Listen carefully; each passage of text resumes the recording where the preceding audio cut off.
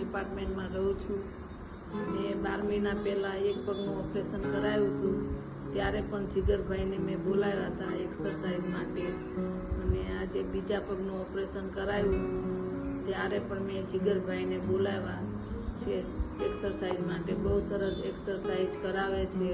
હવે હું બરાબર ચાલું છું, પલાઠી વાળીને પણ બેસું છું. જીગરભાઈનું ક્લિનિક ગોતામાં છે.